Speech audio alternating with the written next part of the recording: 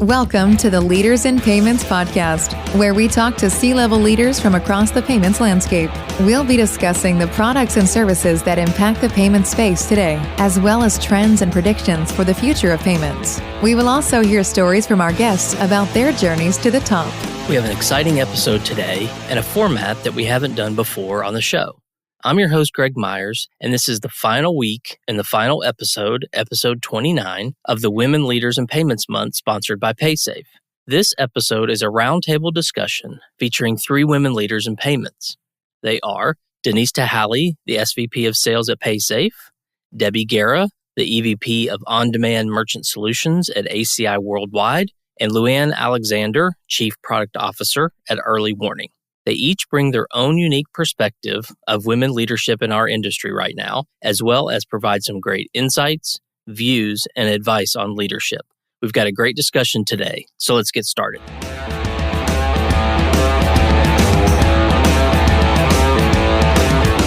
Hi, everyone, and welcome to the Women Leaders in Payments Month. This is our roundtable. And first, we're going to do a quick introduction. So why don't you guys tell the audience just a quick overview of who you are, what your current role is, and a little bit about your company. Maybe, keep it to 2 or 3 minutes. And Debbie, let's start with you.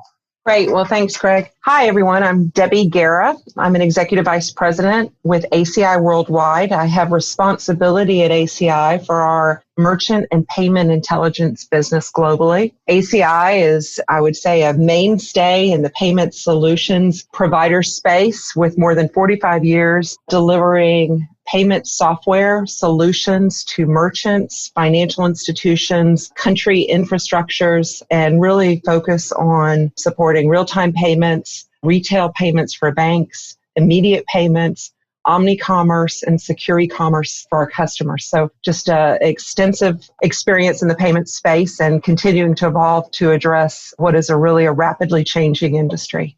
Great. Thank you, Debbie. Let's move on to you, Luann. Hi, thanks, Greg. I'm Luann Alexander. I'm the Chief Product Officer at Early Warning Services. Early Warning is a bank-owned collaboration. It's owned by 7 of the largest financial institutions in the industry, but we do business with more than 1,000 financial institutions. Our legacy is 30-year history in the fraud and risk management space, specializing in new account opening as well as payment risk. And more recently, Early Warning is more well-known, I would say, for the launch of the Zelle network in both the P2P services, small business, and disbursement payments that we support through Zelle. Great. Thank you, Luann. And over to you, Denise. Well, hi, everyone. I'm Denise Tahali, and I'm the Senior Vice President of Partner Sales here at Paysafe. I lead our third-party sales team, so that would include our ISO and our agent channels. And then I also have petroleum card services, where we specialize in petroleum and fleet card payments. Prior to Paysafe, we were iPayment, where we were acquired in 2018. So for Paysafe, really, we're a leading specialized payments company, and we have over 3,000 employees globally. We have about 800 employees here in the States, and we are a top 5 non-bank processor. So we have over 200,000 merchants processing on multiple platforms. We do specialize in payment processing, but we're also leaders in integrated payments. We have digital wallets, our petroleum, and gaming as well. And appreciate you having me here today, and thanks for the listeners for tuning in, Greg. Yeah, thank you so much, Denise. And a special thank you to Paysafe, who's actually sponsoring this whole month and really helping to make this happen. So let's dive right in. Debbie, let's start with you. Can you name a person who has been a mentor to you, who has made a maybe tremendous impact on you as a leader? Why and how did that person maybe impact your life and your career? Sure. And let me give you a little background too. I was fortunate to graduate from the United States Military Academy at West Point, an institution that is known for developing leaders of character, and had some time in the military. And as you can imagine, I probably have a store of different leadership experiences I could share from there. But when I think about my business career, there was really a turning point in my career right around 2004, where a woman named Sue Watts, who encountered me through a talent review that occurred as part of the company that I was working with at the time. And she took a chance on me based upon the conversations that occurred as a result of that talent review to offer me my first full profit and loss leadership role that was also a global assignment in Brazil. And this was at the time in a company focused in the IT services and outsourcing space. And I would tell you that what was really interesting about her in that choice is she didn't just make the selection, but she took on the role of acting as a mentor, teaching me the ropes, really spending a lot of time in helping to develop me in becoming the type of leader for what was really a $350 million business with about 1,300 employees in country. And, and she was tough, fair, very focused on data-driven decisions, really understanding the business, the financials, but also working compassionately and building strong teams with good talent. And I would tell you it was a turning point in my career, but it was also a learning opportunity for me as a leader where I was able to learn from my boss, but also to kind of look up to her and understand how I wanted to evolve in the future. So it was one of those situations where it was another woman who really influenced me at I would say, a critical point in my career. Great. Thanks, Debbie. And thank you for your service to our country. Appreciate that. No problem. And let's move on to Luann with a different question. What is one characteristic that you believe every woman leader should possess? So, Greg, sometimes I feel that female counterparts are less willing to put ourselves out there. And sometimes we feel that we add less value than our male counterparts, and many times because they're in senior position. So I think the one characteristic that I believe is important is courage. It's courage to speak up. It's courage to challenge old norms. It's courage to create change. It's courage to be bold and to take on new challenges. It's courage to have a point of view. So I really think it's thinking of ourselves in a way that provides that courage to act as opposed to stand back like many of us sometimes do.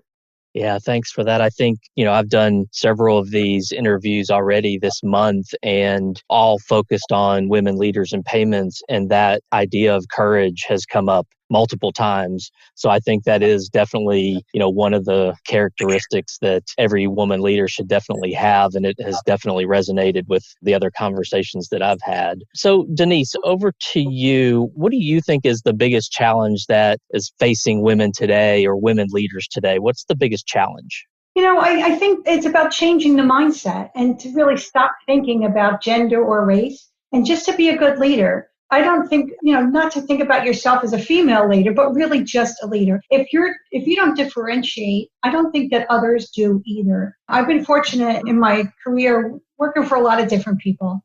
And most of it's in processing. And whether it's a Paysafe or First Data or SunTrust, I've had the pleasure working in both in U.S. and overseas. And I've never had a diversity issue. And I think it's because I see myself as the right person for the job. And I just try to set myself up to do the best I can. And so people should really work for companies who are supportive of you and recognize people for the job that they do and the value that they bring, as opposed to their race or their gender.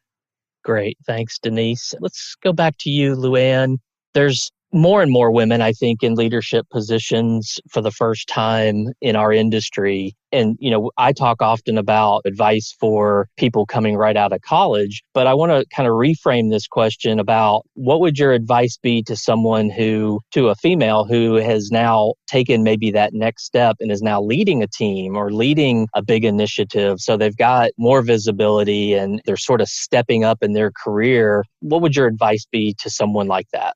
So I'm going to use the term mentorship, but maybe in a different way than most people would think of that. And throughout my career, I have been very fortunate to be part of formal mentorship programs, many of those male counterparts who have enabled me to advance through organizations, as well as see ways that I can change my approaches to meetings, identification of issues by reading people. But I'm really not talking about those formal mentorship programs. I think each of us in life as well as in our professional lives should seek mentorship.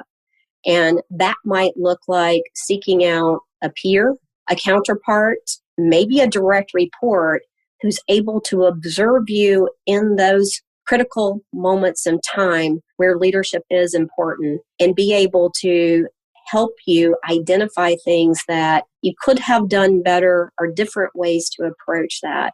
So being very open to that, but establishing those informal mentorships with both senior people, peers, and as well as those that might be in the ranks in your teams so that you can see the things that maybe you don't observe for yourself.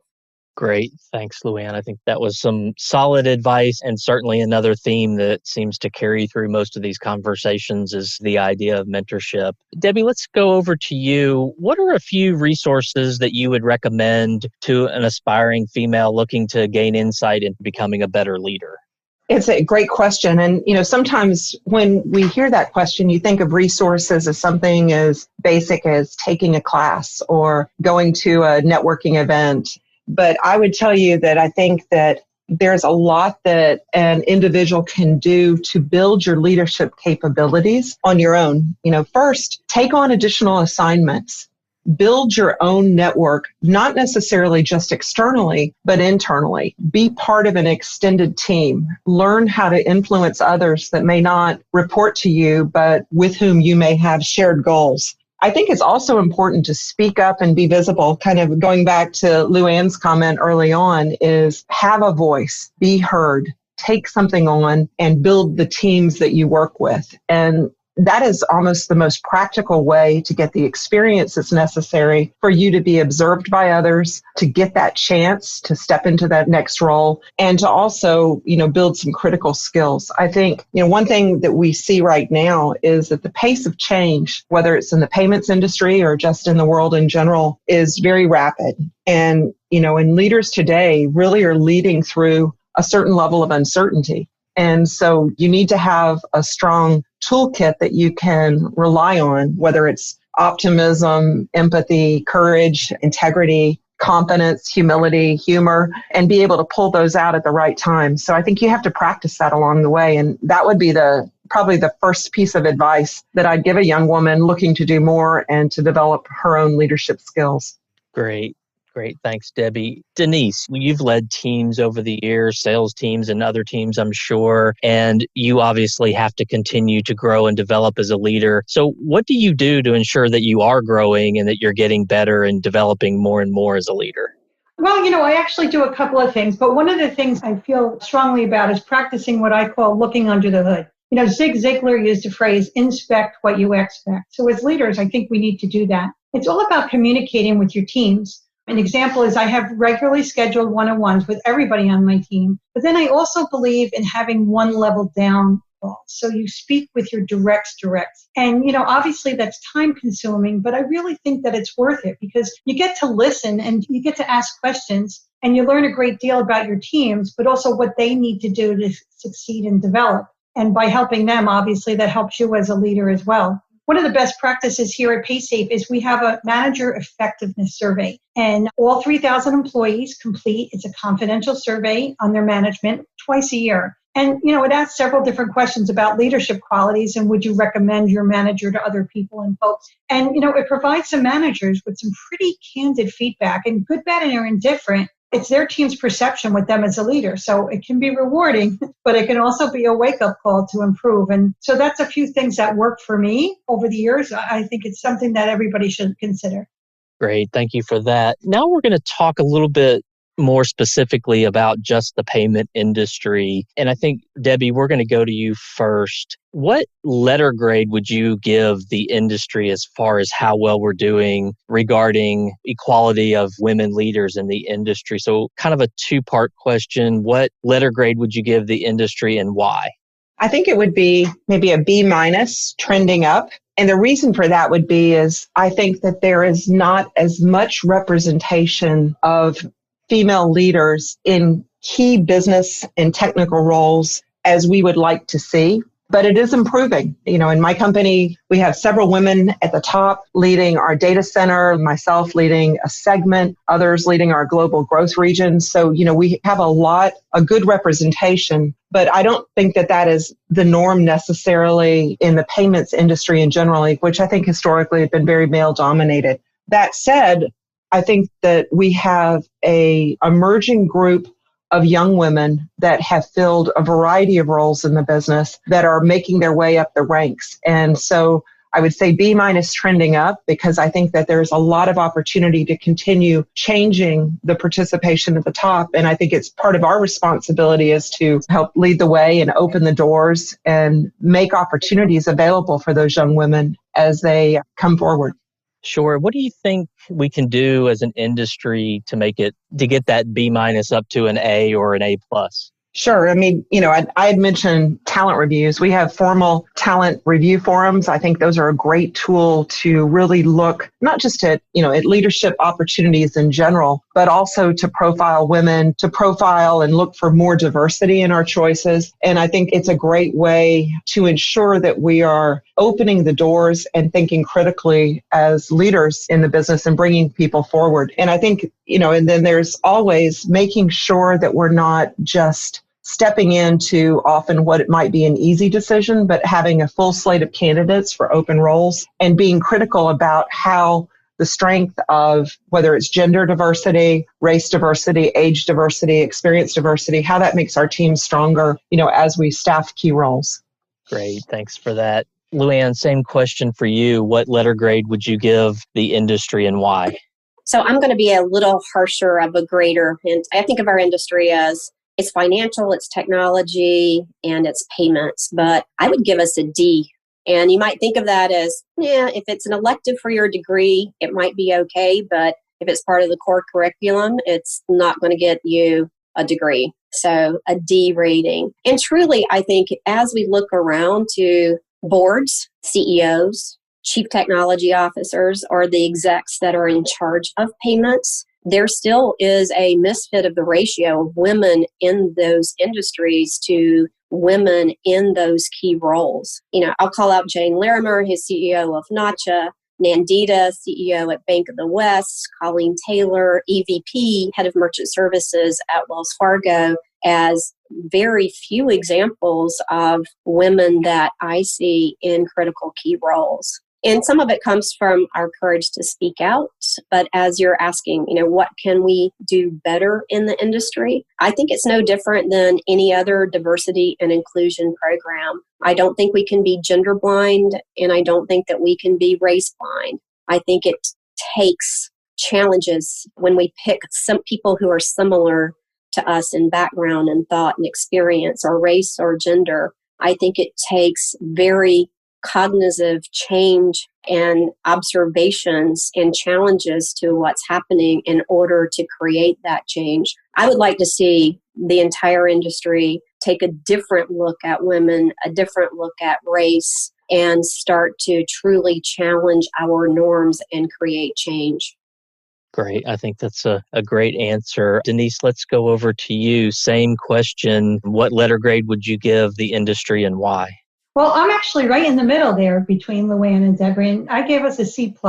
And I agree, there are still a lot of women in middle management roles, and that still need to take the leap up to senior management levels. Companies need to commit to diversity, inclusion, and hold themselves accountable and really lead by example, right? So at Paysafe, we have 3 women on our executive leadership team. They're leading integrated payments, marketing, and even our chief of staff is a female. So, we have targeted company goals for improving our diversity, and we really are striving to be a market leader for it. I think when every company commits to such a goal and really communicates it and stands by it, that's where we're really going to see a difference in the industry. But until that time, I think it's a nice to have. I think we're getting better. We have a lot of work to do, but I would encourage folks to step up. And again, going back to my original thought, just think of yourself as a leader and not a female leader.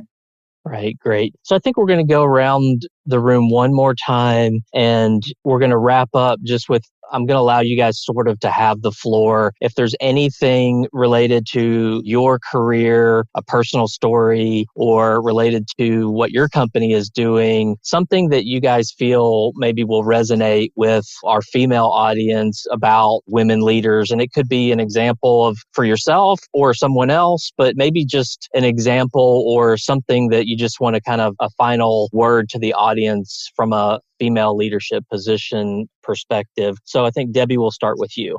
Sure. I think that we really have to have a focus for women understanding the voice and the power they have and how important it is to show up. I know that has probably come through with several of the comments that have been made before. But in order to do that, though, you have to first listen. You have to learn. You have to really know how to build your own stakeholder network. And then based upon just those intrinsic qualities, it gives you an opportunity to really make meaningful contributions, meaningful statements to guide teams. But in order to do that, you've got to show up and you have to have a voice. And I think for me, that's one of the most important things that women, as they're on that leadership journey, really have to understand.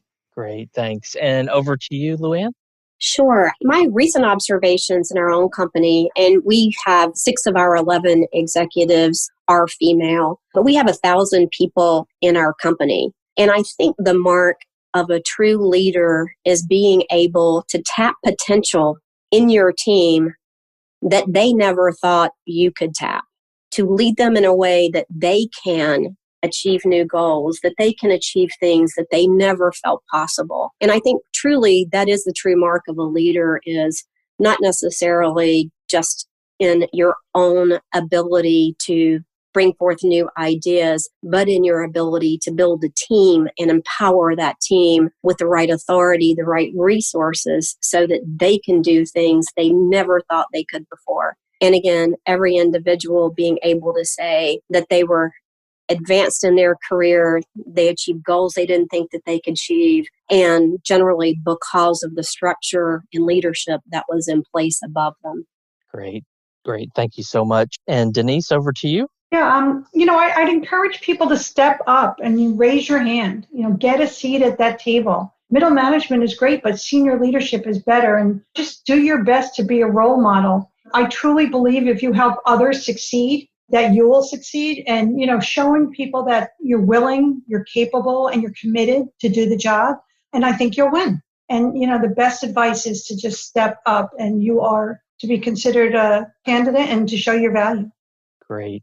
So Debbie, Luann, Denise, thank you all for being here. Did anyone have any other closing comments or thoughts they wanted to share? Okay. Well, I appreciate your time very much, and I thank you for being here. And to all you listeners out there, I thank you for your time as well. And until the next story. Thank you for joining us this week on the Leaders in Payments podcast. Make sure you visit our website at leadersinpayments.com, where you can subscribe to the show and where you'll find our show notes. If you enjoyed listening, please share on your social channels as well.